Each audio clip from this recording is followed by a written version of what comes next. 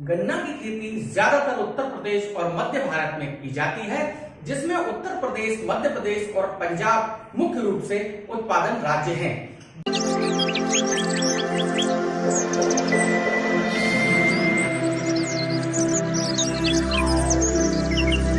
गन्ना की खेती पूरे साल भर की जाती है और इसकी खेती किसान भाई नकदी फसल के रूप में करता है।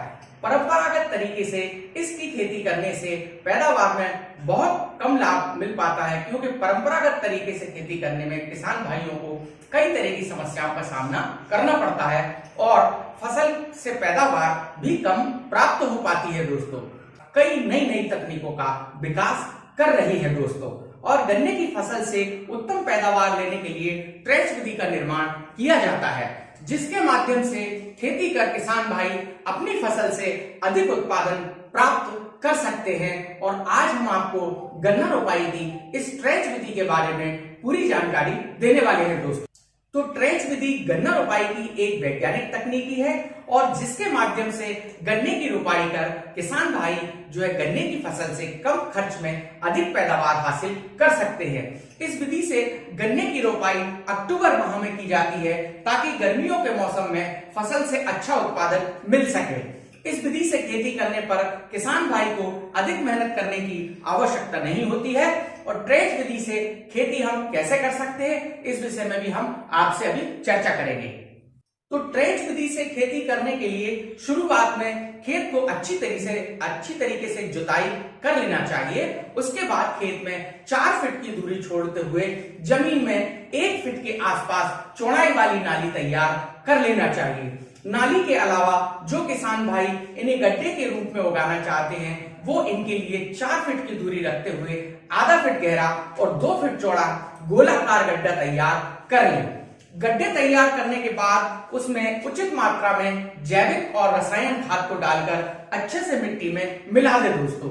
उसके बाद जो तैयार किए गए गड्ढे हैं और नालियां हैं, उनमें कम से कम 2 आंख वाली डंडी, मतलब बीज के जो कल्ले होते हैं, उनकी रोपाई 8 सेंटीमीटर की दूरी रखते हुए आपको करना है।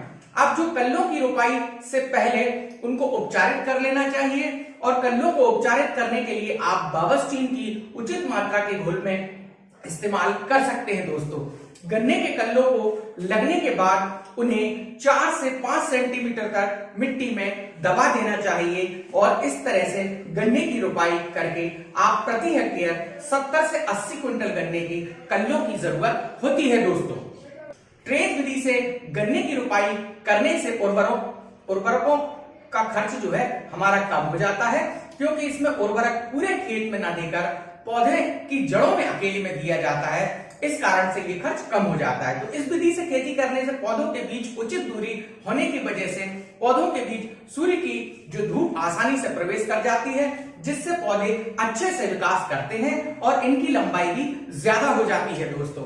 इस विधि से खेती करने पर पौधों के बीच की उचित दूरी होने के कारण जो है जड़ों पर मिट्टी चढ़ाने और पौधों की बंधाई करने में ज्यादा मेहनत नहीं करनी पड़ती। तो जो है ये ट्रेंच विधि से आप जो गन्ने की रोपाई करने से गन्नों का जो अंकुरण या प्रजनन 1 सप्ताह में शुरू हो जाता है, तो जिसकी मात्रा साधारण तरीके से 2 गुनी मतलब 80 से 85% होती है।